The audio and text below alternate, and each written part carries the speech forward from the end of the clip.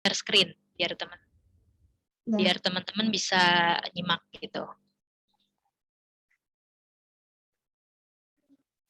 Oke, sudah muncul. Siapa panggilannya nih? Siapa? Safira. Itu Safira yang ya? share screen beda ya, Bu, sama Oh, teman.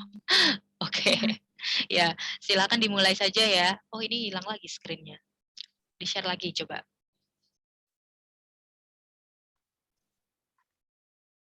Oke, sudah muncul. Silakan segera dimulai presentasinya. Nanti teman-teman yang lain silakan menyimak ya. Kemudian ketika selesai langsung saja ada pertanyaan ataupun tambahan untuk diskusi. Silakan. Assalamualaikum warahmatullahi wabarakatuh. Perkenalkan, saya Safira Berliani Putri akan memaparkan topik pertama, yaitu mengenai hubungan gizi dengan kesehatan tubuh.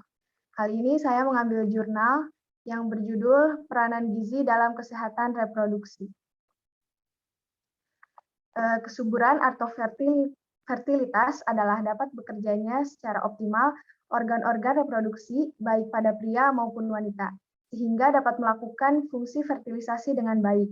Banyak faktor yang mempengaruhi kesuburan dan keberhasilan pembuahan sel ovum oleh sperma, serta tumbuh kembang janin agar lahir sebagai bayi yang normal dan sehat. Perilaku gizi dan kesehatan merupakan faktor penting. Asupan gizi harus diperhatikan agar mencapai kematangan seksual. Gizi seimbang akan menentukan kesehatan organ reproduksi.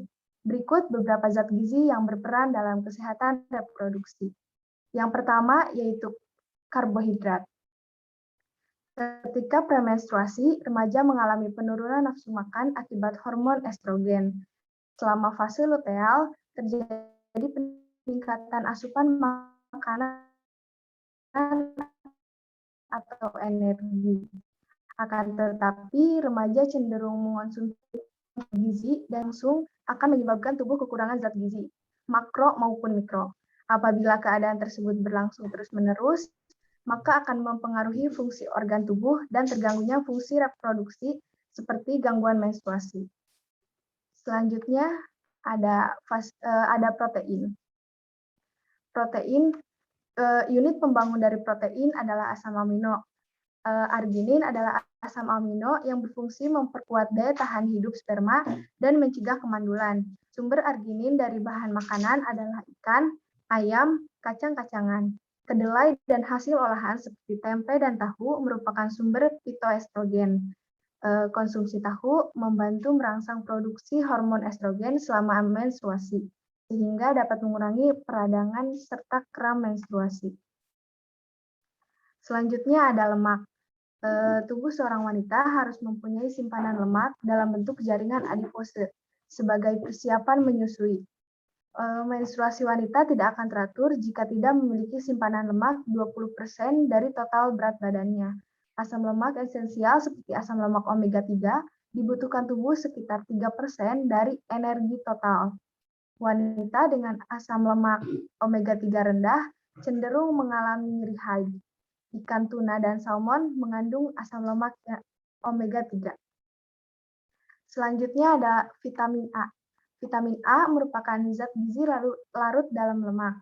Kurang vitamin A dikaitkan dengan frekuensi penyakit infeksi yang tinggi serta siklus reproduksi. Vitamin A, C, dan E sebagai antioksidan berfungsi menangkal serangan radikal bebas terhadap dinding sperma dan ovum. Wortel, ubi merah, buah warna kuning dan orange seperti mangga, dan sayuran daun hijau merupakan sumber vitamin A untuk maturasi sperma. Kecukupan vitamin A untuk remaja dan dewasa adalah 500 sampai 600 retinol ekuivalen per hari. Selanjutnya ada vitamin C. Vitamin C berfungsi meningkatkan kesuburan, memperkuat sistem imun, dan membantu penyerapan zat besi. Buah-buah khas seperti stroberi, kiwi, jambu, jeruk, dan lain-lain kaya akan vitamin C yang dapat meningkatkan jumlah sperma dan mobilitasnya. Kecukupan vitamin C untuk remaja dan dewasa adalah 50 sampai 90 mg per hari. Vitamin E. Vitamin E sangat penting bagi sistem reproduksi. Vitamin E mendukung produksi sperma dan hormon-hormon seks serta mencegah kerusakan DNA sperma.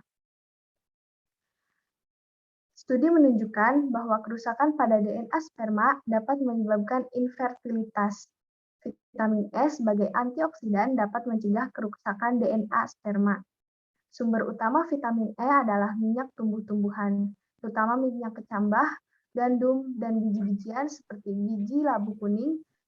Kecukupan vitamin E untuk usia 10-12 tahun, yaitu 11 mg per hari, dan usia 13 tahun ke atas 15 mg per hari. Selanjutnya ada zat besi. Studi menunjukkan bahwa 40% wanita yang mengalami masalah ovulasi menjadi subur setelah menambah konsumsi zat besi. Zat besi juga penting dalam pembentukan sel darah merah. Ikan tuna dan salmon mengandung zat besi yang tinggi yang membantu merangsang produksi sel darah merah untuk mengganti kehilangan darah selama menstruasi. Sumber zat besi juga terdapat dalam hati, daging, kacang-kacangan, maupun sayur-sayuran. Kecukupan zat besi untuk remaja dan dewasa adalah 13 sampai 26 mg per hari. Selanjutnya ada vitamin B6. Vitamin B6 dapat meningkatkan kesuburan wanita. Sumber vitamin B6 adalah ikan, ayam, telur, pisang, wortel, juga brokoli. Vitamin B12. Vitamin B12 dapat menambah dan meningkatkan kualitas sperma. Sumber dalam makanan meliputi hati, daging merah, ikan, telur, dan susu. Kecukupan vitamin B12 untuk usia 10-12 tahun adalah 1,8 mikrogram per hari dan usia 13 tahun ke atas 2,4 mikrogram per hari. Selanjutnya ada kalsium. Penelitian mengenai suplementasi kalsium yang dilakukan di Metropolitan Hospital di New York, Amerika, menunjukkan bahwa 75% penderita PMS berkurang sakitnya. Pembengkakan dan rasa sakit pada payudara berkurang. Kalsium juga dikaitkan dengan kesehatan reproduksi, utamanya preeklamasi atau eklamasi. Eklamasi adalah komplikasi kehamilan yang ditandai tekanan darah. Eksklamsia ya, Syafira. Oh, eklamsia. Eksklamsia dan preeklamsia. Oke, lanjutin. Eklamsia adalah komplikasi kehamilan yang ditandai tekanan darah tinggi dan kejang sebelum, selama, atau setelah persalinan. Lanjut, berat badan lahir rendah, serta kelahiran prematur. Sumber utama kalsium adalah susu dan hasil olahannya, seperti keju. Kebutuhan kalsium yang optimal bagi remaja adalah 1.200 sampai 1.500 mg kalsium per hari. Kesimpulannya, yang penting dilakukan untuk meningkatkan kesuburan adalah mengonsumsi makanan yang bergizi seimbang dengan beraneka ragam makanan. Fertilitas pada masa prakonsepsi dapat ditingkatkan dengan memilih makanan khusus pendukung fertilitas. Sekian paparan yang dapat saya sampaikan. Jika ada yang ingin bertanya. Baik, terima kasih ya presentasinya ya, Syafira. Bagus sekali. Ini pemilihan jurnalnya juga tepat tentang hubungan antara gizi dengan kesehatan, khususnya hubungan beberapa zat gizi. Khususnya di sini yang banyak dibahas mikronutrien ya, dari vitamin dan mineral, hubungannya dengan sistem reproduksi. Itu menarik ya, walaupun kita belum kuliah nih yang mikronutrien, vitamin, mineral, tapi udah dapat ilmunya nih dari presentasi dari Syafira ini. Silakan teman-teman yang lain untuk menanggapi presentasinya. Saya izin bertanya. Ya, Bu. Silakan. Bu Lilia. Saya, Bu. Silakan. Itu wanita yang maaf, Bu. Wanita yang haidnya lebih dari 15 hari itu kan namanya istihadah. Terus itu katanya kan kelebihan hormon, itu hormonnya hormon apa, Bu? Oke, mungkin yang lain bisa di-mute ya kalau yang tidak bertanya atau tidak presentasi ya, supaya tidak ada gangguan suara. Oke, tadi yang ditanyakan kalau misalnya kasus menstruasi lebih dari 15 hari, namanya istihadah ya. Nah, itu dipengaruhi oleh hormon-hormon pada perempuan. Nah, hormonnya hormon apa? Mungkin ada yang tahu atau mungkin Syafira tahu dari jurnal yang dibacanya ada menyebutkan tentang hormon-hormon? atau yang lain? Kalau ada yang ingin menambahkan silakan.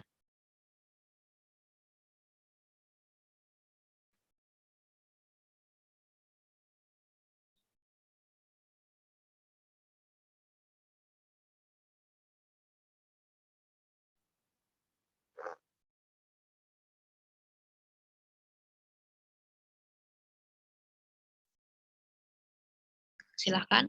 Ada? Sapira dari jurnalnya menyebutkan tidak tentang hormon-hormon yang mempengaruhi siklus menstruasi?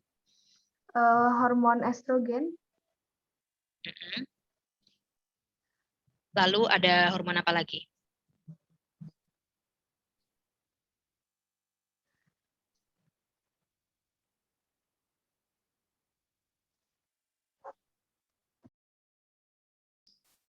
Oke, jadi mungkin tidak disebutkan secara ini ya di presentasinya karena memang lebih fokus ke zat gizi yang berpengaruh pada proses-proses reproduksi. Salah satunya adalah menstruasi. Tapi nggak apa-apa. Tadi pertanyaannya terkait hormon. Memang siklus menstruasi itu sangat dipengaruhi oleh adanya keseimbangan hormon-hormon reproduksi dalam tubuh perempuan. Lalu yang mempengaruhi keseimbangan hormon-hormon tersebut, salah satunya adalah faktor nutrisi atau dari makanan.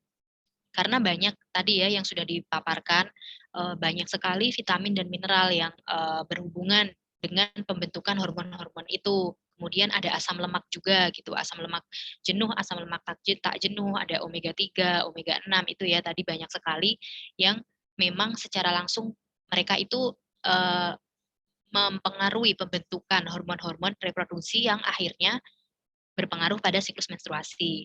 Nah, beberapa hormon yang berperan gitu ya, yang berperan pada siklus menstruasi pada perempuan itu tadi salah satu benar yang disebut oleh Sapira, ada hormon estrogen.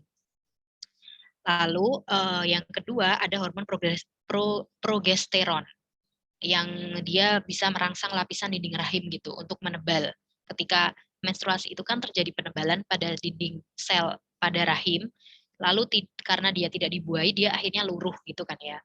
Nah, yang menyebabkan tebalnya dinding sel itu yang bekerja adalah di situ hormon progesteron. Kemudian ada hormon lain juga yang disebut gonadotropin, GnRH, istilahnya gonadotropin releasing hormone.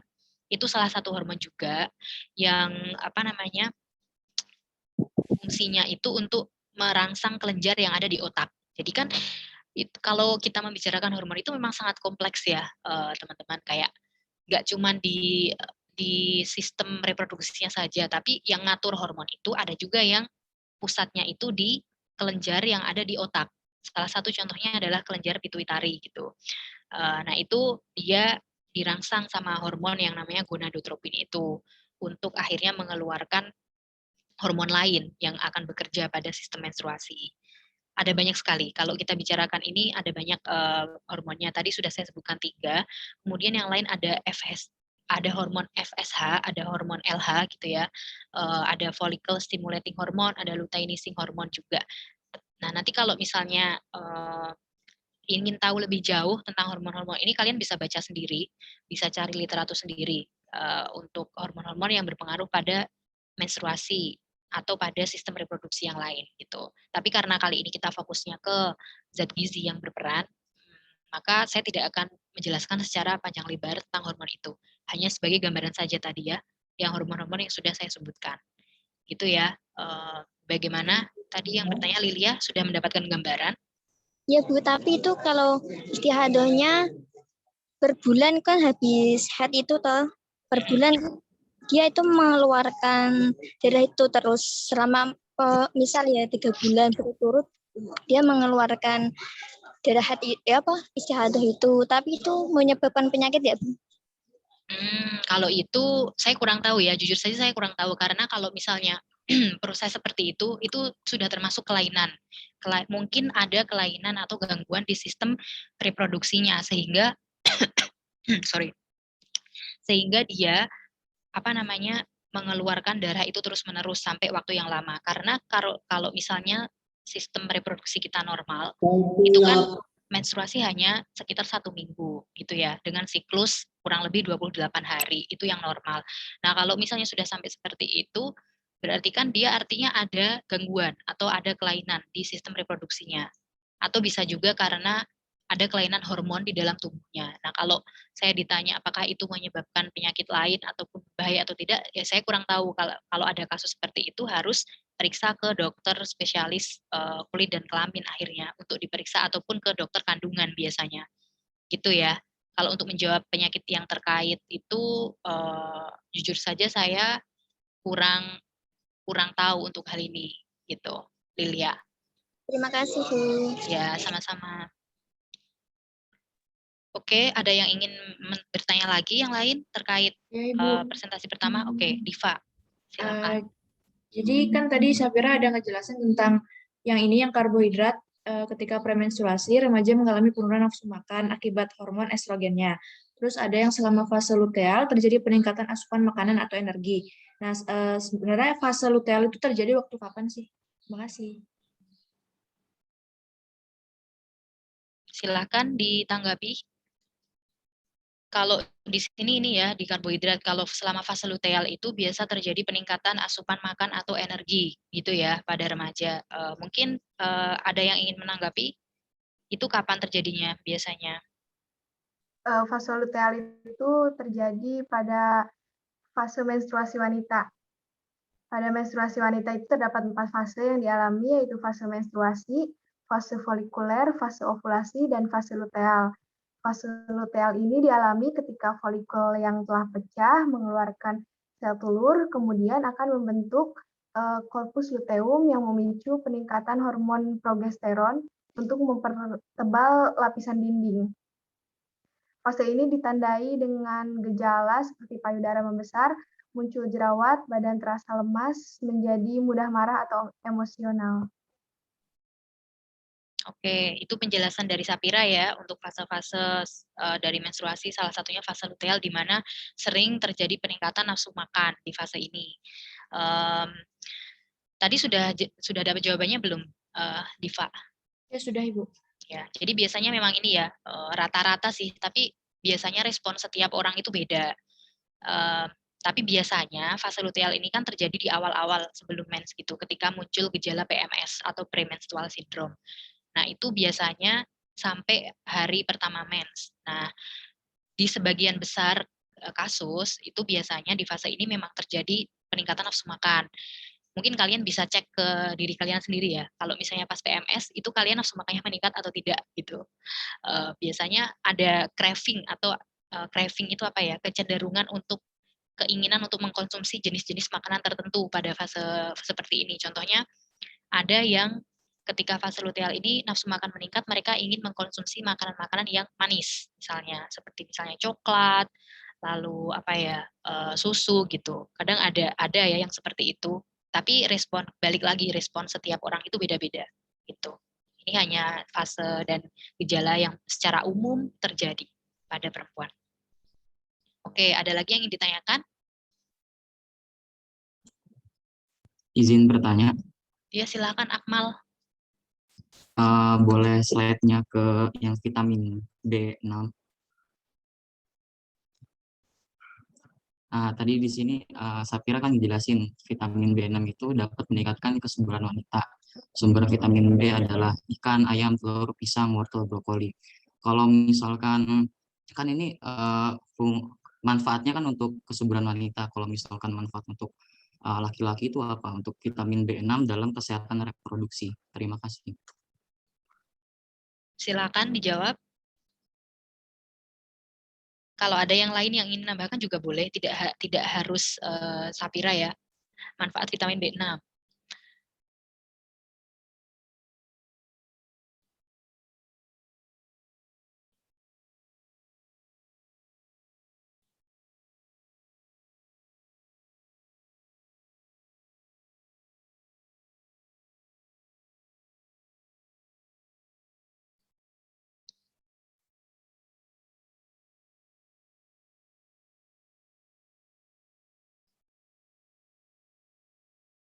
Mungkin tadi ini ya, apa namanya, di presentasinya Sapira ada juga yang terkait kesehatan reproduksi laki-laki ya, Sapira ya? Iya, Bu, Tidak hanya ada. perempuan saja. Contohnya apa Ya. saja tadi yang terkait dengan sistem reproduksi laki-laki. Misalnya untuk terkait produksi Dari sperma 12 dan lain-lain. juga, Ya. Apalagi?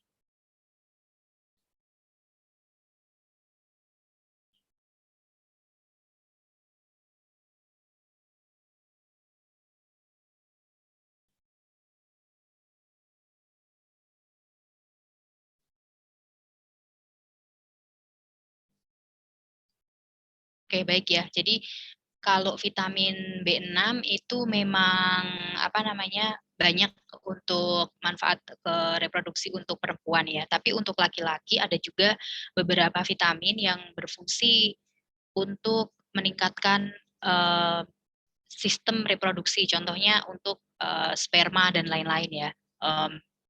Contohnya salah satunya untuk laki-laki itu tadi ada vitamin apa saja tadi, B12 contohnya ya. B12 itu untuk meningkatkan kualitas sperma. Kemudian juga ada vitamin E sepertinya vitamin juga. E. Vitamin E itu juga salah satu vitamin untuk meningkatkan atau memperbaiki untuk sistem reproduksi pada laki-laki. Tapi kalau untuk vitamin B6 memang sebagian besar fungsinya dia terkait ke proses-proses seperti ovulasi yang mana itu terjadi pada perempuan. Karena kan laki-laki tidak mempunyai sel telur gitu. Baik, terima kasih. Iya, sama-sama. Tapi kalau untuk laki-laki juga ada beberapa yang kalau secara hormon kan di laki-laki lebih banyak hormon progesteronnya ya. Nah, itu juga ada beberapa terutama mikronutrien sih memang kalau yang berperan di di sistem reproduksi itu sebagian besar memang kelompok mikronutrien seperti vitamin dan mineral yang juga bisa mempengaruhi kadar-kadar hormon reproduksi pada laki-laki seperti progesteron gitu. Ada vitamin B9, kemudian ada ada asam folat juga, zat besi juga tetap penting untuk dikonsumsi oleh laki-laki. Terutama yang zat besi yang mudah diserap dan dicerna oleh tubuh, yaitu yang sumbernya dari makanan-makanan hewani seperti daging merah, lalu seperti hati ayam, gitu-gitu. Kalau yang zat besi dari tumbuhan, sumbernya dari tumbuhan, contohnya seperti sayuran, itu kan dia bioavailabilitasnya lebih rendah, artinya dia dalam jumlah yang sama dengan yang dari hewani, itu yang diserap akan lebih banyak yang hewani gitu. Jadi lebih baik mengkonsumsi zat besi yang dari sumber-sumber hewani. Contohnya seperti itu. Oke, mungkin itu ya gambaran peran beberapa zat gizi ke sistem reproduksi. Karena ini waktunya sudah cukup banyak untuk presentasi yang pertama, kita lanjutkan ke presentasi selanjutnya. Untuk topik kedua, hubungannya antara gizi dengan proses tubuh. Mungkin Sapira bisa di stop sharing screen-nya. Kita lanjut yang topik kedua, ada yang ingin volunteer untuk mempresentasikan? Silakan. Ada? Kalau tidak ada, saya akan tunjuk secara acak ya. Mungkin gantian yang laki-laki kali ya. Sebentar.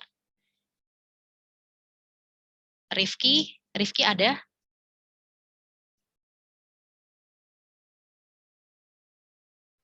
Ada, Bu. Oke, Rifki dapat topik berapa? Topik 2. Baik, oke, pas ya. Bisa presentasi, sharing screen? Bentar, Bu ya. Aku coba, aku belum pernah. Ini pakai HP atau pakai laptop? Pakai HP, Bu. Oh, bisa sih biasanya pakai HP, tapi filenya harus udah ada di HP, file ininya, presentasinya. Kalau file di laptop, Bu. Bentar.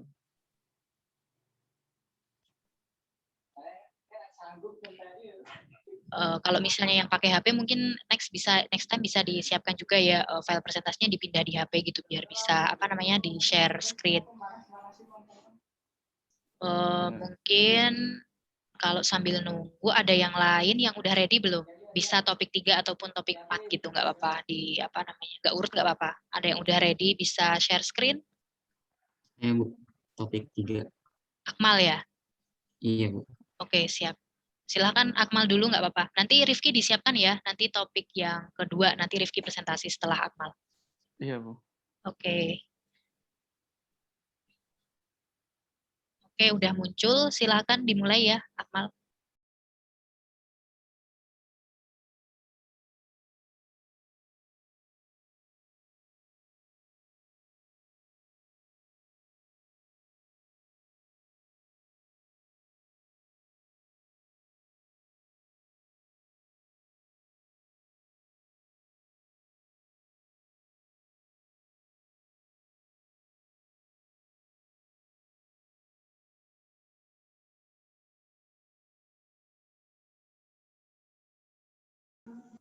Akmal sepertinya masih mute.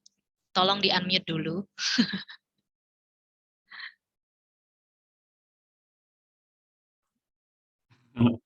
Maaf, Bu. Ya, oke. Assalamualaikum warahmatullahi wabarakatuh. Perkenalkan, nama saya Akmal Amadullah. Di sini saya akan mempresentasikan tentang perkembangan ilmu gizi di dunia dan Indonesia. Daftar isi 1 perkembangan ilmu gizi di dunia, 2 sejarah ilmu gizi di dunia, 3 penemuan dalam bidang gizi di dunia, 4 foto tokoh-tokoh, 5 perkembangan ilmu gizi di Indonesia. Nomor 6, sejarah ilmu gizi di Indonesia. 7, Institute for Volksspending, penelitian dalam sejarah perkembangan ilmu gizi di Indonesia, sejarah Hari Gizi Nasional. Oke, nomor 1, perkembangan ilmu gizi di dunia. Sejarah ilmu gizi di dunia. Di abad-abad sebelum Masehi, filosof Yunani bernama Hippocrates yang dikenal sebagai bapak ilmu kedokteran, dalam salah satu tulisannya berspekulasi tentang peran makanan dalam pemeliharaan kesehatan dan penyembuhan penyakit, yang menjadi dasar pengembangan ilmu dietika yang belakangan dikenal dengan terapi diet. Jadi ini Bapak Hippocrates adalah bapak kedokteran pertama. Kedua, sejarah ilmu gizi di dunia. Di sini abad ke-18, berbagai penemuan ilmiah, berbagai penemuan ilmiah dimulai, termasuk ilmu-ilmu yang mendasari ilmu gizi. Salah satunya diantaranya yang terpenting adalah penemuan adanya hubungan antara proses pernapasan, yaitu proses masuknya O2 ke dalam tubuh dan keluarnya CO2. Dalam proses pengolahan makanan dalam tubuh, Lavoisier bersama seorang ahli fisika, Laplace, merintis untuk pertama kalinya penelitian kuantitatif mengenai pernapasan dengan percobaan binatang, yaitu binatangnya adalah kelinci. Oleh karena itu, Lavoisier selain sebagai bapak ilmu kimia, di kalangan ilmu gizi dikenal juga sebagai bapak ilmu gizi di dunia. Nah, jadi ini Antoine Laurent Lavoisier adalah bapak ilmu gizi di dunia pertama. Next, penemuan dalam bidang ilmu gizi di dunia. Berawal pada tahun 1687, penetapan standar makanan, di mana penetapan ini mengatur tentang makanan yang baik untuk tubuh dan yang tidak baik untuk tubuh. Kedua, James Lind menemukan jeruk manis untuk menanggulangi sariawan skorbut. Belakangan diketahui jeruk manis banyak mengandung vitamin C, sehingga vitamin C dikenal juga sebagai pencegah sariawan skorbut pada tahun 1747. Jadi ini penemu vitamin C yaitu James Lind pada tahun 1747. Next, 1840, Justus Liebig, pelopor dalam studi awal pertumbuhan tanaman, adalah yang pertama untuk menunjukkan susunan kimia karbohidrat, lemak, dan protein. Karbohidrat yang terbuat dari gula, lemak adalah asam lemak, dan protein dibuat dari asam amino. Next, pada tahun 1912, Dr. Casimir Funk adalah yang pertama untuk koin vitamin sebagai faktor penting dalam makanan. Dia menulis tentang zat-zat tak dikenal hadir dalam makanan yang dapat mencegah penyakit kudis, beri-beri, dan pellagra, penyakit yang disebabkan oleh kekurangan niacin atau vitamin B3. Pada tahun 1913, Elmer M.C. Kolum menemukan vitamin A. Pada tahun 1922 sampai 1924, vitamin A ditemukan oleh Herbert Evans dan Catherine Bishop. 1930-an, William Cumming Ross menemukan asam amino esensial blok bangunan protein. foto tokoh-tokoh. Nah, ini adalah James Lind, ini Justus Liebig. James Lind ini tadi yang menemukan vitamin C, Justus Liebig, terus ada Charles Misfung, terus ada Elmer M.C. Coulomb, penemu vitamin A. Di sini ada ketemu vitamin E, yaitu Herbert Evans dan Catherine Bishop, dan William Cumming Roche. Next, perkembangan ilmu gizi di Indonesia. Nah, ini dia, sejarah ilmu gizi di Indonesia. Berawal dari Profesor Purwo Sudarmo. Nah, lahir pada tahun 1904 dan wafat pada tahun 2003. Ilmu gizi di Indonesia dirintis sejak tahun 1950 oleh Bapak Gizi Indonesia, Profesor Purwo Sudarmo, 1904 sampai 2003. Istilah gizi dan ilmu gizi dikenal di Indonesia sekitar awal tahun 1950-an sebagai terjemahan kata nutrition dan nutrition science. Atas petunjuk tersebut, Profesor Purwo Sudarmo memilih kata gizi sebagai terjemahan resmi kata nutrition, yang sejak tahun 1952 kata gizi itu sudah dipakai di kalangan ilmu kedokteran dan kesehatan masyarakat. Nah, ini dia, Profesor Purwo Sudarmo itu adalah Bapak Gizi pertama di Indonesia dan juga pencetus terjemahan kata nutrition dalam kata gizi. Seperti itu. Next, nomor 7, yaitu Institute for Volksfinding atau disingkat IFF. Di sini ada fotonya ya, bisa dilihat. Kegiatan penelitian gizi di Indonesia mulai dikembangkan sejak pertengahan abad ke-19, tetapi baru dilembagakan pada tahun 1934 dengan nama Institute for Onderzoek der Volksfinding atau IOFF yang beroperasi di Bogor, dan pada tahun 1939 berganti nama menjadi Institute for Volksfinding atau IFF. Jadi ini institut pertama di Indonesia tentang penelitian gizi, begitu. Next, ini perkembangan sejarah perkembangan sejarah ilmu gizi di Indonesia. Pertama, 1888 Belanda mendirikan laboratorium kesehatan di Jakarta, tujuannya menanggulangi penyakit beri-beri di Indonesia dan di Asia. Pada tahun 1938, Jensen dan Donuts meneliti masalah gondok di Wonosobo. Kemudian oleh pemerintah Hindia Belanda memfasilitasi pembentukan lembaga Eijkman. 1950, Lembaga Makanan Rakyat berada di bawah Kementerian Kesehatan RI, diketahui oleh tadi Profesor Purwo Sudarmo, pendiri Persagi, Persatuan saya lupa, bentar, maaf. Persagi atau dikenal Persatuan juga Ahli sebagai Gizi Indonesia ya. Oh iya, Persatuan Ahli Gizi Indonesia atau dikenal juga sebagai Bapak Gizi Indonesia. Ini dia sejarah Hari Gizi Nasional. Pertama-tama didirikannya itu Sekolah Juru Penerang Makanan atau SDPM pada tanggal 25 Januari 1951. Sekolah Ahli Diet 1953. Akademi Pendidikan Nutrisionis atau Ahli Diet APN atau AD pada tahun 1956 yang akhirnya menjadi Akademi Gizi pada tahun 1965, dan pendirian Bagian Ilmu Gizi FKUI 1958. Sejak itu tanggal tersebut ditetapkan sebagai Hari Gizi Nasional pada tanggal 25 Januari 1951. Jadi tanggal 25 Januari itu adalah Hari Gizi Nasional. Ini ada kata-kata dari Profesor Purwo Sudarmo. Prinsipnya nikmati semua makanan, namun konsumsi secara minimal. Perbanyak sayuran dan buah, sedikit karbohidrat, dan hindari lemak.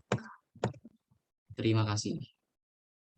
Baik, terima kasih presentasinya Akmal, bagus sekali. Tadi sudah sangat lengkap sekali mengenai sejarah dan juga perkembangan ilmu gizi. Nggak cuma di Indonesia saja tadi ya yang dibahas, di PPT-nya ada juga di dunia gitu. Sudah sangat lengkap. Silakan teman-teman ingin menanggapi presentasinya.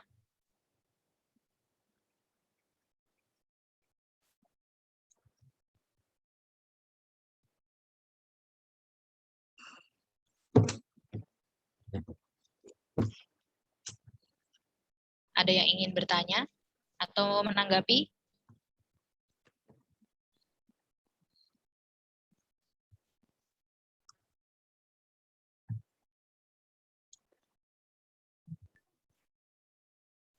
Saya mau bertanya, Bu.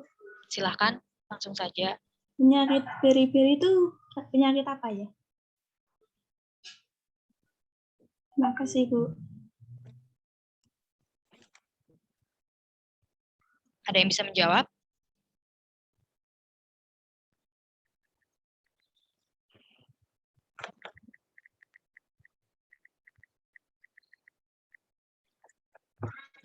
Beri-beri tadi ya yang ditanyakan. Itu penyakit apa? Iya. Tadi hubungannya sama apa ya kira-kira dari presentasinya Akmal tadi? Kekurangan satu ya Bu ya. Iya benar sekali. Jadi tadi ada ya di sejarah penemuan gitu B1 untuk beri-beri. Jadi beri-beri itu penyakit akibat kekurangan salah satu mikronutrien yaitu vitamin B1 khususnya ya, tiamin. B1 itu nama lainnya tiamin. Jadi kekurangan B1 itu penyebabnya bisa dari kekurangan karena dia kekurangan makanan-makanan yang mengandung vitamin B1 dari pola makan yang buruk, atau bisa juga karena misalnya dia mengkonsumsi alkohol yang berlebihan. Karena ketika seseorang mengkonsumsi alkohol yang berlebihan, dia akan menghambat ataupun istilahnya dia akhirnya akan mengganggu dari proses absorpsi dan juga metabolisme vitamin B1 di dalam tubuh. Jadi itu hubungannya sama kekurangan vitamin B1. Kalau untuk vitamin beri-beri, penyakit beri-beri sendiri itu biasanya berhubungan dengan ini ya, otot, kemudian massa ototnya bisa berkurang, lalu ada kebengkak di ini di sekitar mungkin tungkai gitu ya atau kaki, tapi kalau sekarang sepertinya sudah jarang untuk kasus beri-beri ini, penyakit beri-beri ini, karena dengan adanya pola makan yang sudah semakin baik dan juga sudah banyak makanan-makanan dan juga sumber dari vitamin B ya sekarang sudah banyak sekali baik dalam bentuk makanan ataupun makanan yang disuplementasi ataupun difortifikasi ataupun dalam bentuk multivitamin dan multimineral gitu. Jadi sepertinya kalau untuk saat ini sudah sangat jarang ditemui penyakit ini gitu. Ada yang lagi yang ingin bertanya terkait perkembangan ilmu gizi? Maaf, saya Oh iya, silakan. Sambil ada yang tanya, nanti kalau ada yang dijawab, saya mau ini dulu ya, ganti device dulu, soalnya ini laptop saya bermasalah. Jadi silakan, saya ganti device dulu, tapi tetap berlangsung diskusinya.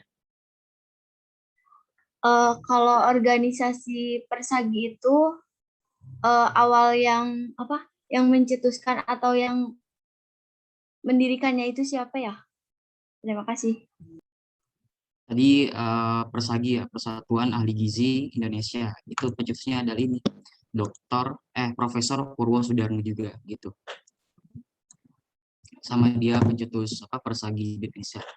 Begitu.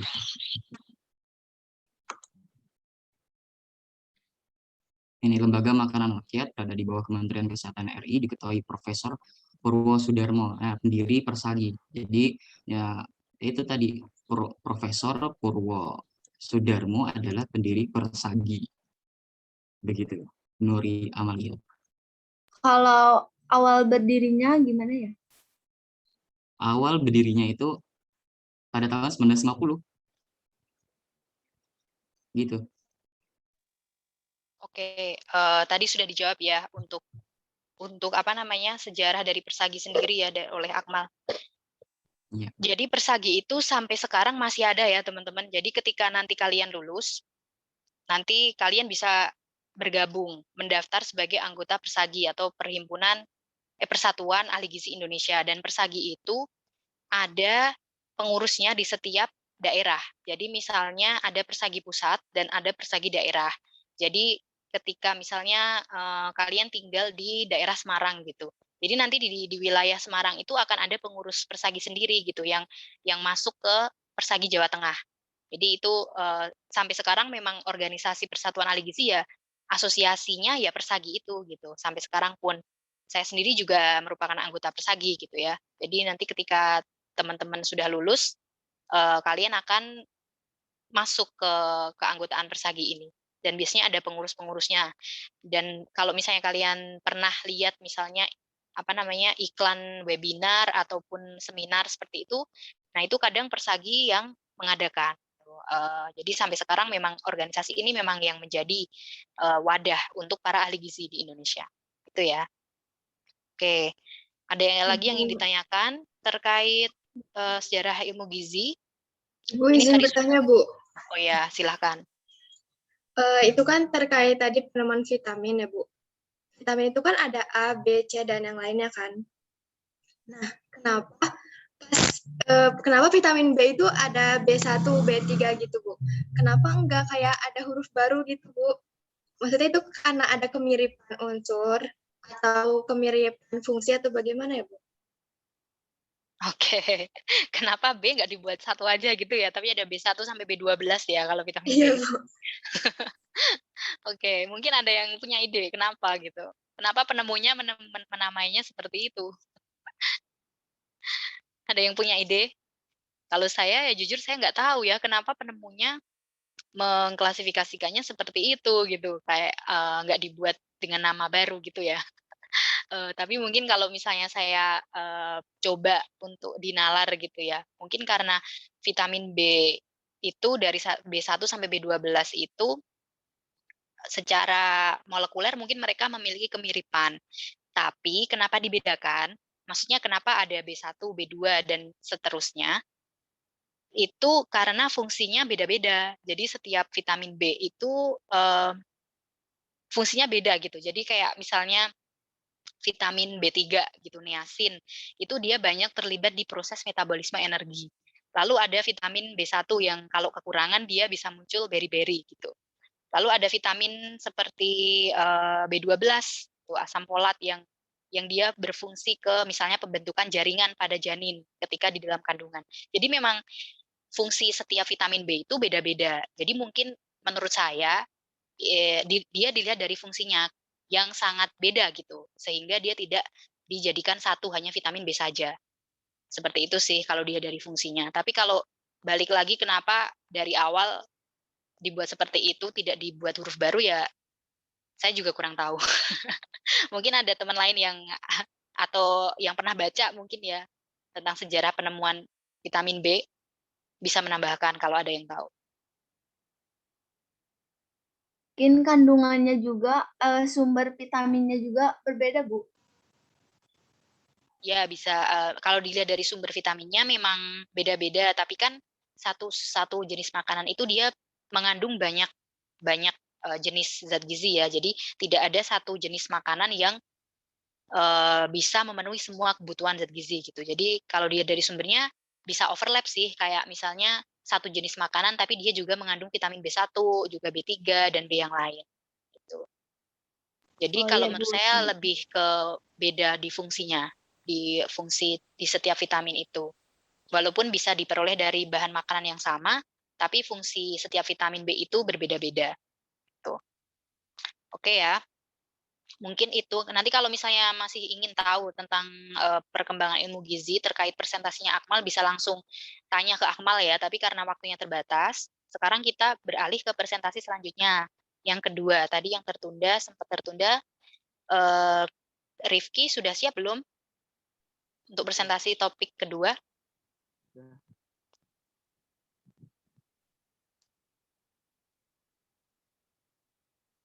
Sudah, Bu. Oke. Ya, sudah muncul slide-nya. Silakan di full screen, Rifki bisa dimulai presentasinya. Ini maaf ya, saya jadinya off cam juga, soalnya laptop saya kayaknya agak error, dan jadi saya pindah pakai HP.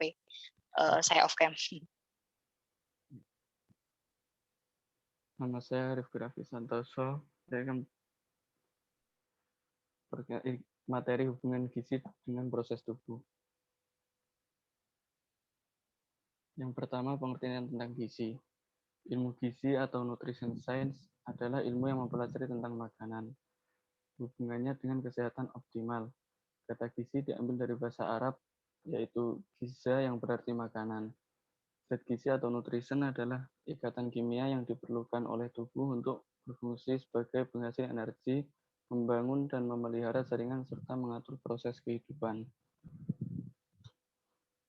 Fungsi zat gizi berfungsi untuk membentuk sel-sel di jaringan tubuh, menggantikan sel-sel yang rusak dan melindungi fungsi organ tubuh. Zat gizi dibagi menjadi dua. Yang pertama, zat gizi makro. Zat gizi makro adalah zat gizi yang diperlukan oleh tubuh dalam jumlah yang besar. Yang kedua, zat gizi mikro adalah zat gizi yang diperlukan tubuh dalam jumlah yang kecil. Hubungan gizi dengan proses tubuh. Makanan yang dipilih dengan baik akan memberikan zat gizi yang dibutuhkan untuk fungsional normal tubuh. Apabila makan yang dipilih sebaliknya, tubuh akan mengalami kekurangan zat gizi esensial tertentu. Zat gizi esensial adalah zat gizi yang harus didatangkan dari makanan. Hubungan gizi pada proses tubuh. Yang pertama, memberi energi. Zat-zat gizi yang dapat memberikan energi adalah karbohidrat, lemak, dan protein. Yang kedua, pertumbuhan dan pemeliharaan jaringan tubuh. Protein, mineral, dan air adalah bagian dari jaringan tubuh. Sebab itu diperlukan untuk membentuk sel baru dan menggantikan sel yang rusak. Yang ketiga, mengatur proses tubuh. Seperti protein, mineral, air, dan vitamin diperlukan untuk mengatur proses tubuh. Status gizi, keadaan yang diakibatkan oleh keseimbangan antara asupan dan kebutuhan zat gizi oleh tubuh untuk berbagai fungsi biologisnya, yaitu pertumbuhan fisik, perkembangan, aktivitas, pemeliharaan kesehatan, dan lain-lain. Kategorinya, yang pertama gizi baik, kedua gizi kurang, yang ketiga gizi lebih. Terima kasih. Wassalamualaikum warahmatullahi wabarakatuh. Oke, baik. Terima kasih presentasinya, Rifki. Untuk topik yang kedua, hubungan gizi pada proses-proses tubuh. Silahkan teman-teman yang lain kalau ingin menanggapi ataupun menambahkan.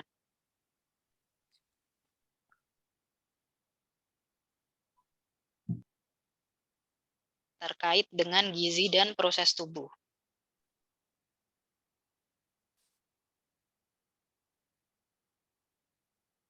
Silahkan, ada yang ingin bertanya atau menanggapi presentasinya?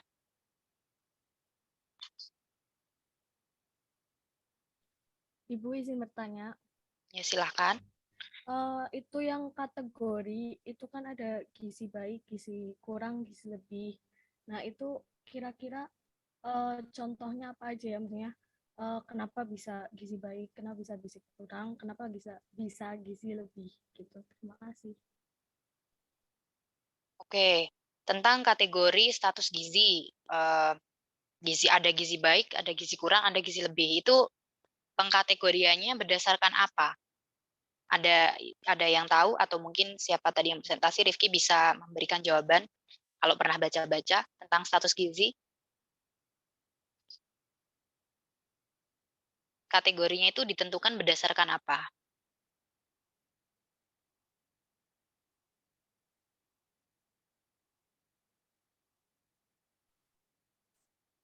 Berdasarkan keseimbangan kebutuhan dengan asupan gizinya. Berdasarkan keseimbangan asupan dengan yang dibutuhkan. Lalu kapan seseorang itu dikategorikan dia memiliki gizi baik, gizi kurang, dan juga gizi lebih? Cara taunya gimana? Cara tahu status gizi kita? Kita ini kayak misalnya diri sendiri ya, saya ini sebenarnya gizinya apa sih, kurang, baik, atau lebih gitu. Itu biasanya diukurnya gimana? Ada yang tahu atau punya ide ataupun pernah baca? Apa? Bukan.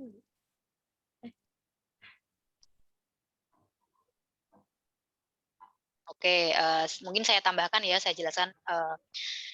Jadi status gizi itu kan dia ditentukan berdasarkan beberapa parameter istilahnya gitu ya. Jadi bagaimana caranya tahu kita atau seseorang itu berada pada status gizi baik, kurang atau lebih, itu biasanya digunakan ukuran-ukuran antropometri seperti tinggi badan, berat badan.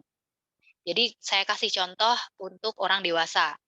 Karena untuk populasi anak, bayi itu nanti akan berbeda pengukurannya gitu ya. Saya kasih contoh orang dewasa atau usia 18 tahun ke atas, itu untuk mengetahui status gizinya dihitung berdasarkan berat badan dan juga tinggi badannya. Nah, berdasarkan perhitungan, itu nanti akan diperoleh suatu indeks yang namanya IMT, atau indeks massa tubuh, atau bahasa Inggrisnya BMI, Body Mass Index. Jadi, status gizi seseorang itu diukur berdasarkan IMT-nya itu. Nanti ada rentang angkanya ketika, jadi itu cara ngitungnya adalah berat badan dibagi dengan tinggi badan dalam meter dikuadratkan. Nah, itu nanti kalian bisa cari ya, IMT, indeks massa tubuh. Itu kalian bisa hitung sendiri status gizi kalian itu sebenarnya baik, kurang, atau buruk. Kalau misalnya hasilnya nanti di rentang 18,5 sampai 22,9 untuk populasi orang Asia, itu dikatakan gizi baik. Nah, ketika nanti indeks massa tubuh itu kurang dari 18,5, itu nanti dikategorikan untuk gizi kurang. Ketika IMT kalian sudah lebih dari 22,9 atau sudah lebih dari 23, itu bisa dikategorikan kalau kalian kelebihan berat badan gitu. Jadi kelebihan berat badan pun ada kelas-kelasnya sendiri. Kalau misalnya IMT-nya sudah lebih dari 30 itu sudah yang golongan obesitas atau sudah yang tingkatannya lebih parah gitu istilahnya. Jadi seperti itu. Untuk menentukan kategori status gizi digunakan beberapa parameter, salah satunya indeks massa tubuh. Nah, ini kalian memang belum belajar untuk penilaian status gizi. Nanti akan kalian pelajari di semester berapa ya? Saya kurang tahu, 2 atau 3 gitu. Kalian akan belajar cara-cara mengukur apakah status gizi seseorang itu baik, buruk, atau kurang. Gitu.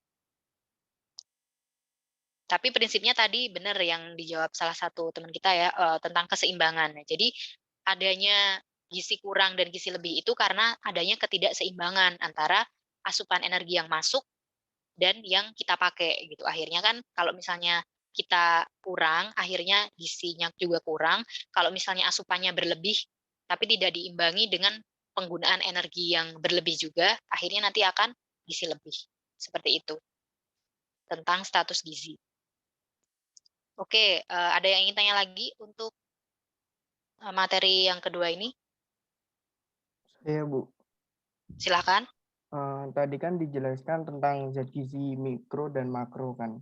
Nah, itu tuh contohnya apa aja, terus yang membedakan dari zat gizi mikro dan makro itu apa ya, Bu? Oke, silakan dijawab. Rifki tahu, mungkin sudah baca karena sudah membuat PPT-nya tentang gizi makro dan mikro. Itu bedanya apa?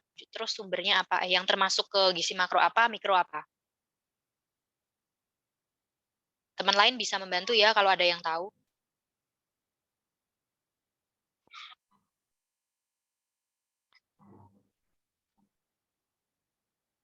Gimana?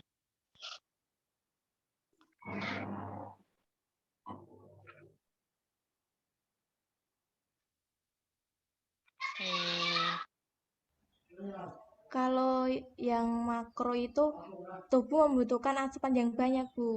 Kan menghasilkan energi seperti karbohidrat, lemak, dan protein gitu. Iya, kalau yang mikro? Kalau yang mikro, asupan tubuhnya lebih sedikit seperti mineral, air, dan vitamin. Oke, jadi itu ya secara prinsip memang disebut makro dan mikro karena didasarkan pada jumlah kebutuhan tubuh. Jadi ini di slide-nya Rifki ada penjelasannya, perbedaannya. Salah satunya zat gizi makro itu karena dia diperlukan oleh tubuh dalam jumlah yang relatif lebih besar.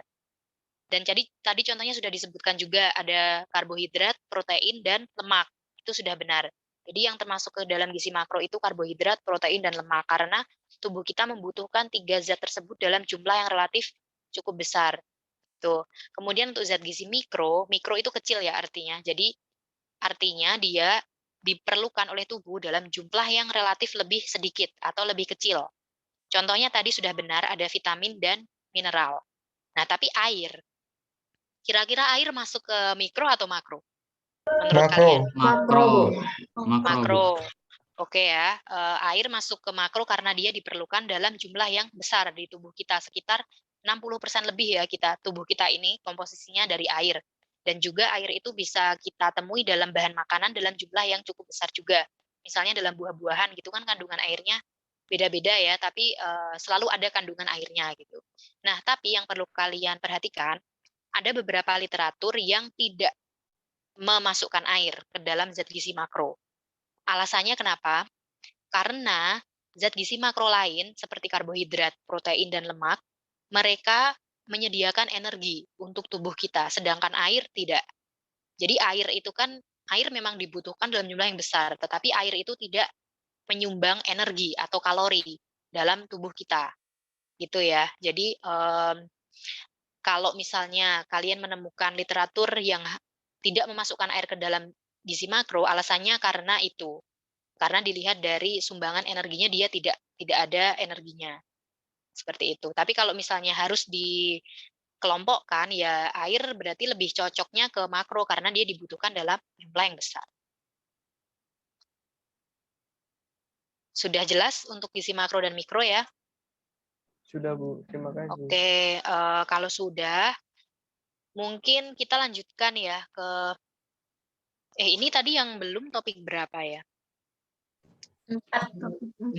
Topik 4. Oke, yang tentang pengelompokan zat gizi. Silakan ada yang sudah siap untuk presentasi topik 4? Siapa saja tidak apa-apa. Ada yang ingin mengajukan diri? Saya, Bu. Oke, silakan. Saya share screen ya, Bu. Ya, di share screen saja. Diva ya.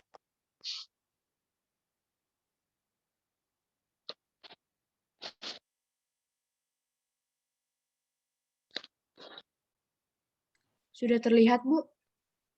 Masih loading, ya sudah. Ya. Benar.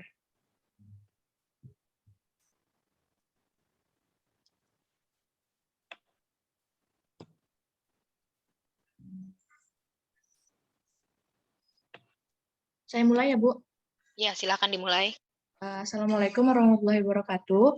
Selamat siang kepada Ibu Ceria selaku dosen kita pada siang hari ini, dan selamat siang pula teman-teman yang saya cintai dan saya banggakan. Pertama-tama, saya akan perkenalkan diri terlebih dahulu. Perkenalkan, nama saya Diva Cintadinanti dengan NIM G2B 021107. Pada siang hari ini, saya akan memaparkan materi tentang pengelompokan zat gizi. Untuk mempersingkat waktu, mari kita langsung lanjut ke materi. Yang pertama, saya akan menjelaskan terlebih dahulu pengertian zat gizi. Nah, sebenarnya zat gizi itu apa sih? Zat gizi merupakan zat kimia yang dapat digunakan oleh organisme untuk mempertahankan kegiatan metabolisme tubuhnya.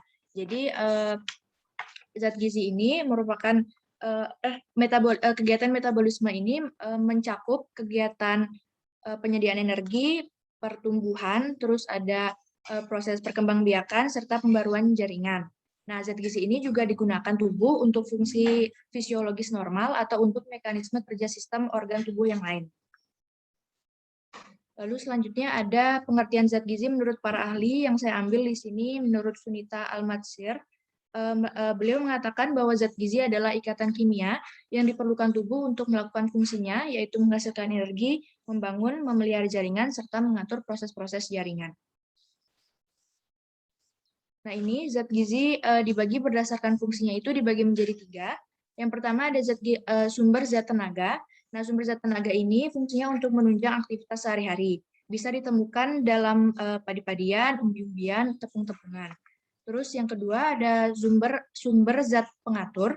Sumber zat pengatur ini banyak sekali mengandung vitamin dan mineral untuk melancarkan bekerjanya fungsi organ tubuh. Nah, jadi ditemukan dalam sayuran dan buah-buahan. Yang ketiga ada sumber zat pembangun. Sumber zat pembangun ini berfungsi sebagai pertumbuhan dan keseimbangan dan perkembangan kecerdasan seseorang. Ditemukannya dalam sumber nabati maupun hewani. Contoh yang nabati itu ada kacang-kacangan, tempe, tahu. Nah, kalau yang hewani itu seperti telur, ikan, dan lain-lain.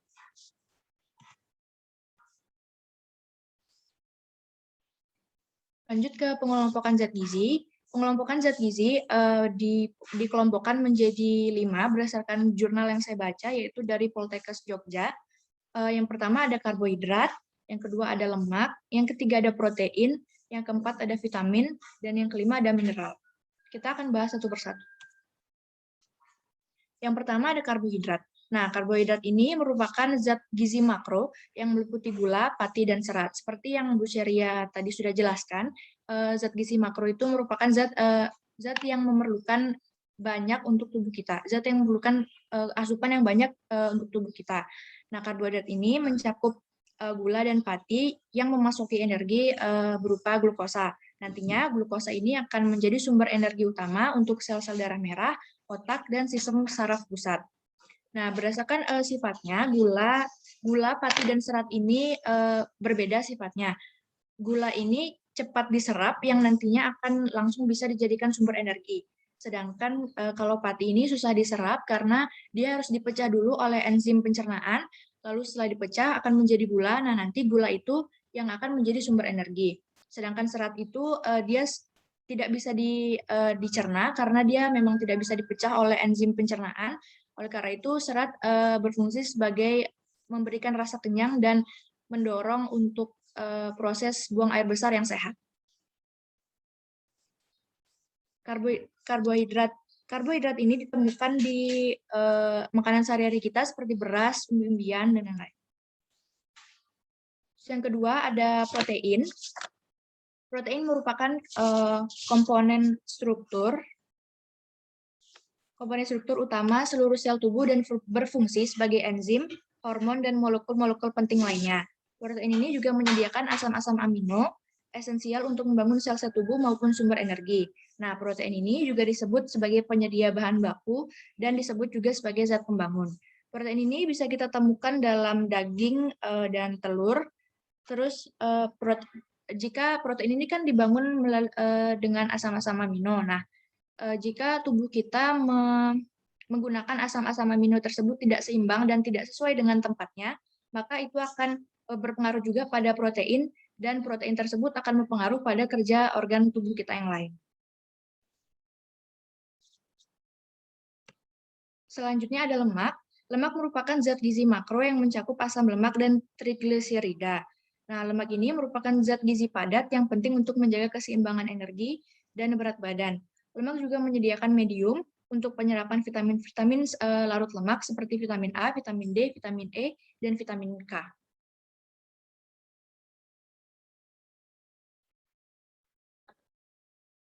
Selanjutnya adalah vitamin. Vitamin adalah senyawa organik yang tersusun dari karbon, hidrogen, oksigen, dan terkadang nitrogen atau elemen lain yang dibutuhkan dalam jumlah kecil agar metabolisme, pertumbuhan, dan perkembangan berjalan normal.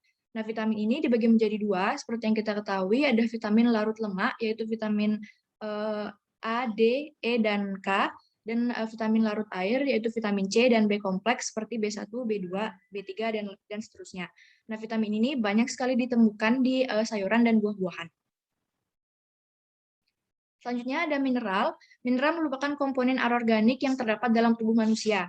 Nah, mineral sendiri mineral menurut jenisnya dibagi menjadi dua, yaitu mineral organik dan mineral anorganik. Mineral organik ini adalah mineral yang berguna bagi tubuh, dapat ditemui di makanan sehari-hari seperti nasi, ayam, ikan, dan lain-lain. Yang kedua ada mineral anorganik, itu mineral yang tidak berguna bagi tubuh, misalnya merkuri, magnesium, dan lain-lain. Terus ada mineral berdasarkan kebutuhannya dibagi menjadi dua, yaitu mineral makro, di mana mineral makro ini mineral yang dibutuhkan tubuh dalam jumlah yang besar, yang lebih dari 100 mg sehari. Terus yang kedua ada mineral mikro, yaitu mineral yang kebutuhannya kurang dari 100 mg per hari. Baik, mungkin itu yang bisa saya sampaikan. Kurang lebihnya saya minta maaf. Apa ada yang ingin ditanyakan? Baik, terima kasih presentasinya Diva. Tadi sudah cukup lengkap untuk pengelompokan zat gizi ya, beserta tadi juga sudah disebutkan fungsi dan juga contoh-contohnya gitu. Silakan teman-teman yang lain untuk menanggapi presentasinya.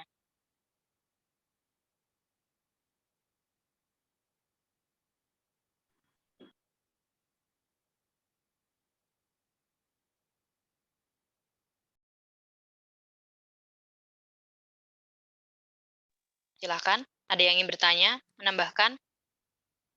Bu, izin bertanya. Ya, silakan. Tadi kan ada zat pengatur, zat tenaga, sama zat pembangun ya kalau nggak salah. Nah itu kalau tubuh kita kekurangan dari zat-zat tersebut itu ada penyakit apa kira-kira? Terima kasih. Oke, mungkin bisa dijawab, Diva. Nanti di teman-teman yang lain nanti menambahkan boleh. Kalau misalnya tubuh kita kekurangan ya. Kalau misalnya penyakit sih kayaknya menurut saya nggak ada ya Bu. Maksudnya untuk langsung penyakit yang apa namanya yang tragis gitu istilahnya kayak nggak ada. Tapi mungkin akan berpengaruh pada kerja organ-organ tubuh. Oke, sebelumnya mungkin saya ini dulu ya, saya tanya dulu yang di slide ini zat gizi berdasarkan fungsinya. Tadi kan ada zat tenaga, pengatur, dan juga pembangun. Lalu di situ ada contoh-contoh dari sumber makanannya. Nah, kalau saya tanya dari zat gizinya, di masing-masing fungsi ini contohnya apa? Yang zat tenaga itu yang termasuk ke dalamnya zat gizi apa saja, kemudian yang di pengatur itu apa zat gizi apa saja, dan yang di pembangun itu apa saja. Kalau yang sumber zat tenaga mungkin ada karbohidrat, terus yang zat pengatur ada protein, yang zat pembangun ada lemak. Teman-teman yang lain ada yang ingin menanggapi dan atau menambahkan yang saya tanyakan tadi? Mohon maaf, izin. Ya, silakan. Kalau vitamin itu masuknya ke dalam sumber zat pembangun atau apa ya? Oh, ini tanya ya? Iya, tadi saya mau menambahkan. Oke, jadi tadi sudah dijawab sama Diva ya, sebagian sumber tenaga contohnya apa? Karbohidrat, ya itu benar. Jadi yang zat gizi yang berfungsi untuk sumber zat tenaga itu tidak hanya karbohidrat sebenarnya. Jadi ada karbohidrat, ada protein, dan ada lemak. Tapi memang sumber utamanya yang kita konsumsi sehari-hari itu adalah karbohidrat untuk zat tenaga. Karena memang protein dan lemak mereka walaupun mereka menghasilkan tenaga, tetapi mereka punya fungsi yang lain. Jadi untuk protein sendiri contohnya, dia fungsi utamanya bukan untuk menghasilkan energi, tapi dia untuk zat pembangun. Jadi pembangun itu maksudnya apa? Pembangun itu maksudnya adalah dia berkontribusi dalam membangun sel-sel dan juga jaringan di tubuh kita. Gitu. Ikut menyusun gitu. Jadi yang berfungsi sebagai zat pembangun di sini contohnya adalah protein. Nah, itu sumbernya kan sudah ditulis di situ ya, kacang-kacangan. Kacang-kacangan itu adalah salah satu sumber protein nabati. Ada juga sumber protein hewani yang dari hewan-hewan, bisa dari daging atau dari telur atau susu. Gitu. Lalu untuk zat pengatur sendiri, dia untuk proses mengatur keseimbangan, misalnya keseimbangan cairan ataupun keseimbangan asam basa ataupun metabolisme di dalam tubuh. Jadi yang masuk ke pengatur ini ada vitamin, kemudian ada mineral, ada air juga masuk ke situ. Itu untuk zat-zat gizinya. Lalu kalau terkait pertanyaannya yang tadi, apa penyakit yang muncul kalau misalnya kekurangan dari zat-zat ini? Ya tergantung kita kekurangan apa. Kalau misalnya kita kekurangan karbohidrat, efeknya maka karbohidrat itu kan dia sebagai sumber energi. Nah, kalau misalnya kekurangan karbohidrat dalam waktu yang lama, dalam rentang waktu yang lama ya, artinya bukan hanya 1-2 hari saja kita kekurangan karbohidrat, tapi sudah terjadi sejak misalnya masa anak-anak gitu. Karena disebabkan karena faktor ekonomi misalnya ya pada masyarakat yang kelas ekonomi menengah ke bawah gitu misalnya mereka daya beli untuk makanan-makanan bergizi itu rendah sehingga terjadi kekurangan asupan-asupan zat gizi esensial dalam waktu yang lama, maka efeknya bisa saja dia menjadi kurus ataupun status gizinya kurang atau status gizi buruk. Itu kalau misalnya terjadi dalam waktu lama. Nah, lalu kalau misalnya kekurangan protein gitu ya, berbarengan dengan kekurangan zat gizi yang lain, misalnya mineral dan vitamin. Nah, tentu saja akan mengganggu juga proses yang terkait dengan protein. Di sini misalnya proses pertumbuhan. Ketika seorang anak mengalami kekurangan protein dalam jangka waktu yang lama, maka salah satunya adalah dia tinggi badannya tidak sesuai dengan usianya atau kita katakan stunting atau pendek. Nah, itu juga akan mempengaruhi dari sisi perkembangan otak juga. Jadi biasanya anak-anak yang pertumbuhannya terganggu, dia juga kemampuan kognitifnya dia juga lebih rendah dibandingkan anak-anak yang pertumbuhannya normal. Lalu kalau misalnya kekurangan zat gizi yang lain seperti vitamin dan mineral, ya tergantung kekurangan zat gizi apa. Misalnya kekurangan vitamin C misalnya, bisa menimbulkan penyakit seperti sariawan. Kemudian menurunnya sistem imunitas gitu ya, karena ada beberapa vitamin yang berfungsi untuk menjaga sistem imun kita. Contohnya vitamin E, vitamin A, vitamin C itu dia berperan di sistem imun. Lalu misalnya ketika kita kekurangan vitamin D misalnya, bisa berefek pada pertumbuhan tulang gitu. Jadi penyakit apa yang muncul itu tergantung dari kekurangan zat gizi apa. Karena setiap zat gizi memiliki perannya masing-masing. Seperti itu. Sudah cukup jelas ya? Iya, Bu. Terima kasih. Baik, kalau sudah jelas bisa beralih ke pertanyaan yang lain kalau masih ada yang ingin tanya. Mau bertanya, tadi kan ada yang mineral itu ada makro dan ada mikro katanya. Untuk yang salah satu zat yang termasuk ke mineral makro dan mikro itu apa ya? Misalnya kalsium gitu, masuknya ke makro apa ke mikro gitu. Terima kasih. Ya, silakan ada yang ingin menjawab.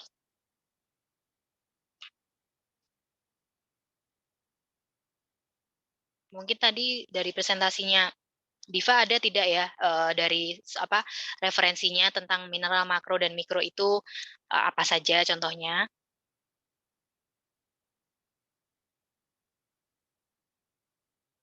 Ini prinsipnya hampir sama kok dengan kalau dari pengertiannya ya hampir sama dengan zat gizi makro dan zat gizi mikro gitu. Jadi kira-kira apa?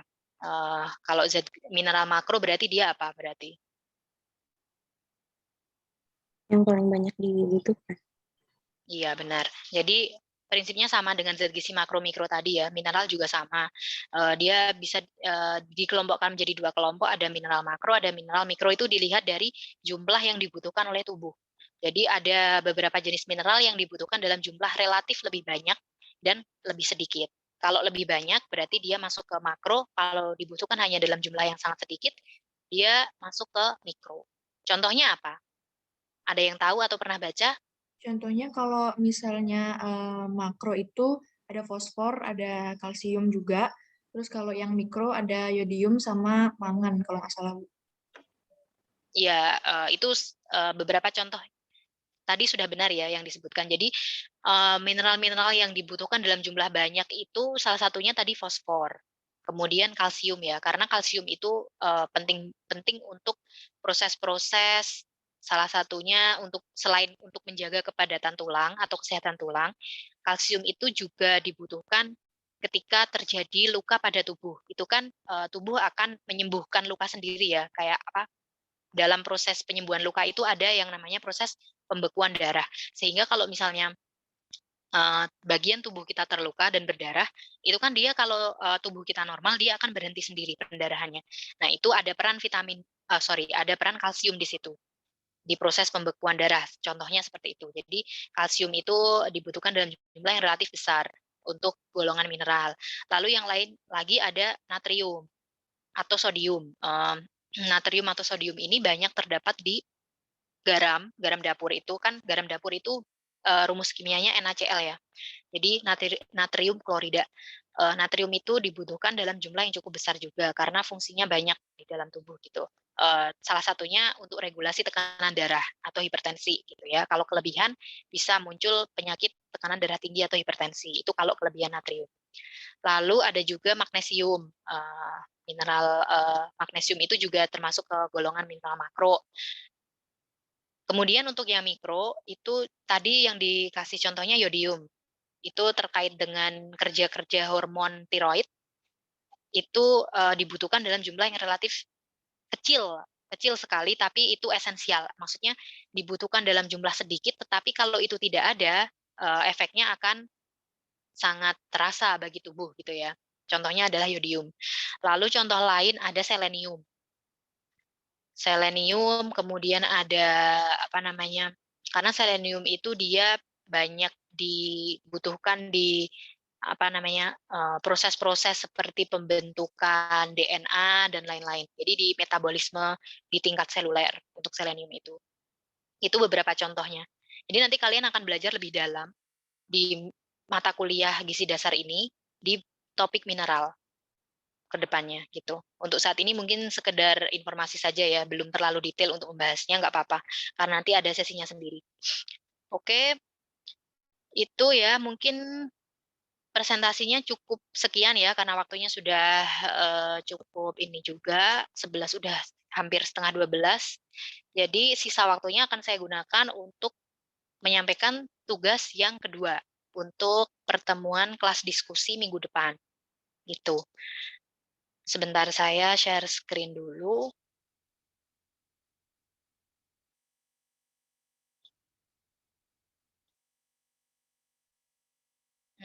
Sebentar.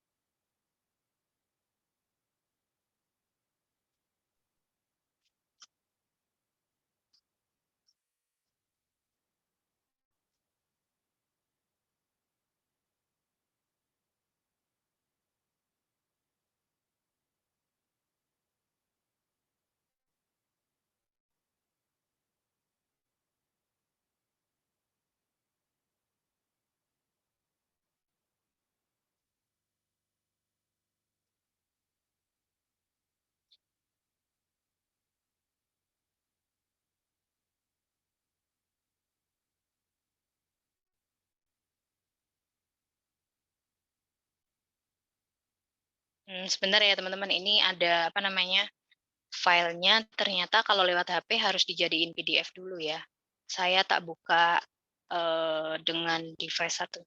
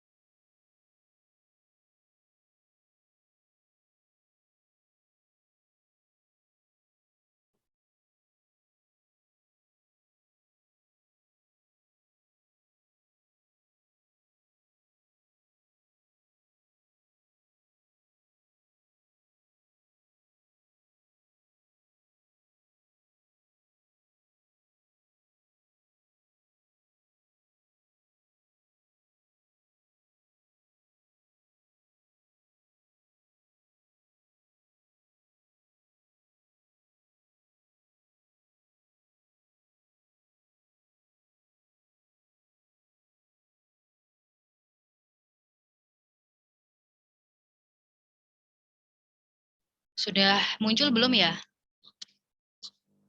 Sudah, Bu. Oke. Oke, ini untuk penjelasan tugas selanjutnya ya. Untuk tugas 2, itu topiknya tentang karbohidrat. Karena kemarin kan kalian sudah kuliah sama saya ya, yang topik tentang karbohidrat. Jadi tugas yang kedua ini membuat makalah tentang karbohidrat. Nah, nanti yang dibahas dalam makalah itu ada sumber tentang poin-poin ini, sumber karbohidrat, kemudian pengelompokannya, dan juga ayat yang berhubungan dengan karbohidrat.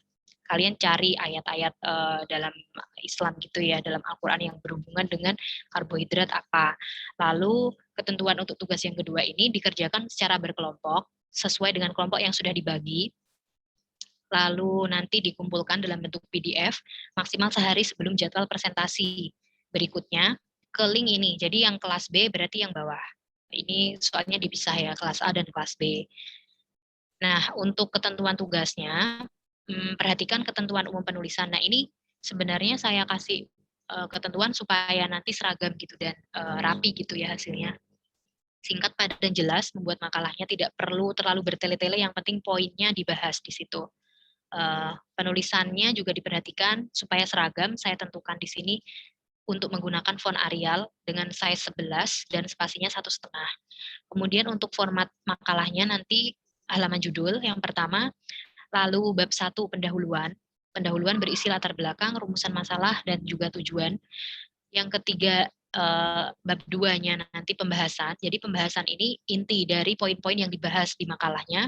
Lalu penutup. Penutup itu isinya kesimpulan dan juga saran.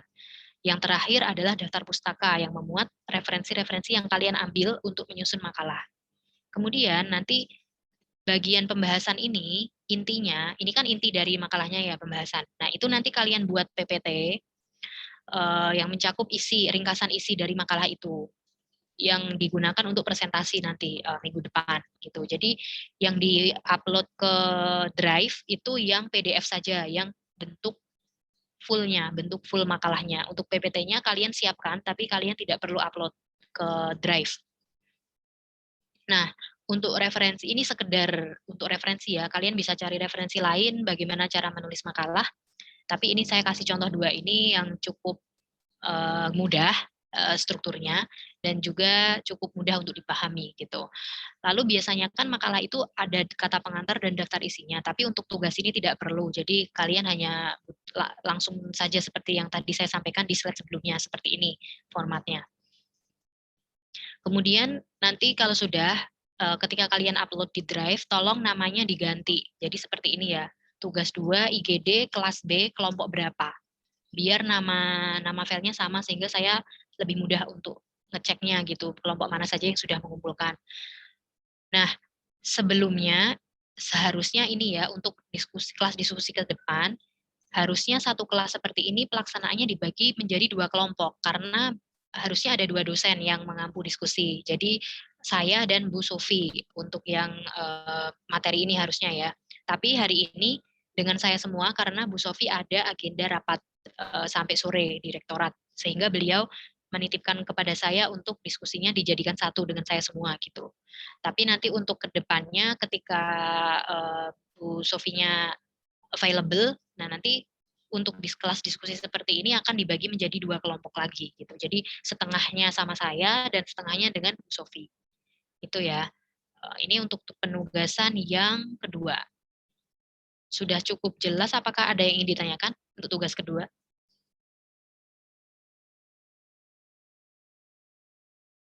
Nanti file tugas 2 ini saya kirim ke PJ-nya ya, ke PJ kelas B, biar bisa di-share ke teman-teman. Sudah jelas ya? Ibu izin bertanya. Oh ya, silakan. Kalau yang ayat yang berhubungan dengan karbohidrat itu harus nyentuhin ayat sama artinya gitu? Atau Iya, gimana? Iya benar. Jadi kalau misalnya kalian cari nanti ada ayat apa, kemudian bunyinya seperti apa, dan artinya apa. Lalu dihubungkan dengan materi ini, materi topik ini. Gitu. Nanti ditulis di bagian ininya, pembahasannya ya. Iya Bu, Jadi terima kasih. kalau misalnya kalian masih bingung cara nulis, misalnya di pendahuluan, ini kan ada latar belakang, kemudian ada rumusan masalah, ada tujuan. Nah itu isinya apa saja, di bagian latar belakang itu harus seperti apa, rumusan masalah harus seperti apa, nanti kalian baca aja di referensi sini. Ada contohnya gitu, untuk menulis makalah, cara menulis makalah. Kalau saya berikan gambaran umum, latar belakang itu biasanya berisi alasan mengapa kalian menulis. Jadi, lalu untuk rumusan masalah ini, biasanya dalam bentuk kalimat tanya mengenai apa saja yang akan ditulis di makalahnya. Lalu tujuan makalah itu tentunya untuk mengetahui topik-topik apa saja yang akan ditulis di situ. Jadi misalnya ya, saya kasih contoh ya. Misalnya rumusan masalah yang pertama, apa saja sumber karbohidrat gitu misalnya. Jadi nanti tujuannya adalah untuk mengetahui berbagai jenis sumber karbohidrat. Jadi seperti itu. Jadi nanti kalian baca saja contohnya referensi membuat makalah itu seperti apa di sini. Itu. Sudah cukup jelas ya? Ada lagi yang ingin tanya sebelum saya tutup? Izin bertanya lagi Bu. Ya, Kalau misalkan kan ngambilnya tuh dari referensi gitu kan? Kalau misalkan ngambil yang referensi gitu, ada minimal tahunnya nggak atau gimana? Kalau untuk kelas ini sih saya nggak akan membatasi tahunnya ya, tapi kalau misalnya kalian bisa menggunakan referensi-referensi terbaru akan lebih bagus. Jadi misalnya referensi terbaru itu ya yang rentang waktunya mungkin 5 tahun dari sekarang, 5 tahun ke belakang gitu ya. Itu termasuk masih referensi baru gitu. Karena emang ilmu gizi ini perkembangannya sangat pesat sehingga sangat penting untuk kalian mencari referensi-referensi yang cukup baru gitu. Karena ada beberapa info atau ilmu yang berubah gitu seiring dengan perkembangan zaman ya, seiring dengan adanya berbagai penelitian itu ada beberapa info yang diupdate gitu istilahnya. Jadi saya tidak membatasi, tetapi akan lebih baik ketika kalian menggunakan referensi-referensi yang masih up to date gitu. Ya Bu, terima kasih Bu. Ya, ada lagi yang ingin bertanya?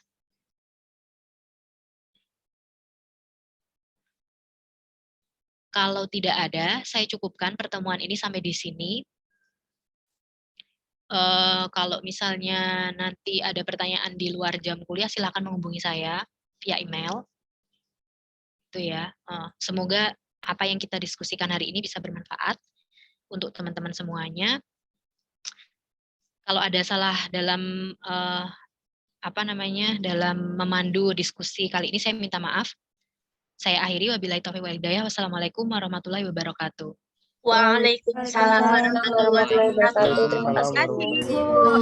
Selamat siang semuanya. Selamat istirahat. Terima kasih Bu. Terima kasih Bu.